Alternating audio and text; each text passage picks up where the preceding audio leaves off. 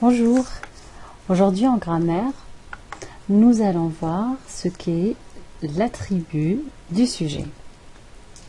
Pour commencer, regardons ces lunettes. Quelles caractéristiques peut-on leur donner? On peut dire qu'elles sont jolies, qu'elles sont élégantes, qu'elles sont marron, qu'elles paraissent modernes, chères, féminines, ou alors que ce sont des lunettes de soleil. Et donc à partir de ces éléments, vous pouvez former des phrases dans lesquelles vous trouverez un attribut du sujet. Par exemple, ces lunettes sont très jolies et élégantes. Ou bien, ces lunettes semblent chères. Ou alors, ces lunettes paraissent très féminines. Dans la première phrase, vous pouvez remarquer que les mots jolie et élégante donnent des précisions sur ces lunettes, qui est le sujet de notre phrase. Pareil, le mot cher donne des précisions sur le sujet, ces lunettes, et dans la troisième phrase, le mot féminine donne des informations sur ces lunettes qui est aussi le sujet de la phrase. Ce sont alors des attributs du sujet. Vous pouvez également remarquer qu'ils sont séparés par des verbes. On peut utiliser les verbes être, rester, demeurer, devenir, sembler, paraître. On les appelle les verbes d'état.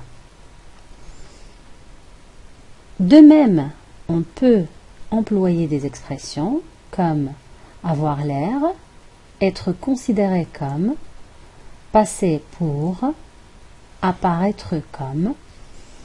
Ce sont des locutions verbales.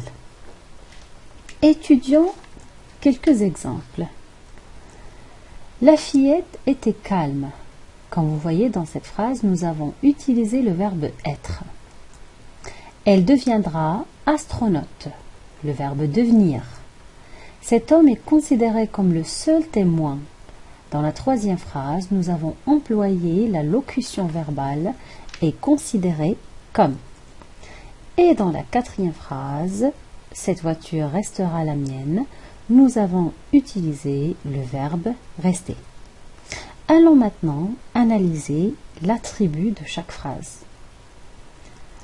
Calme est l'attribut de la première phrase. Sa nature est un adjectif qualificatif. Astronaute est l'attribut de la deuxième phrase. Sa classe grammaticale est un nom.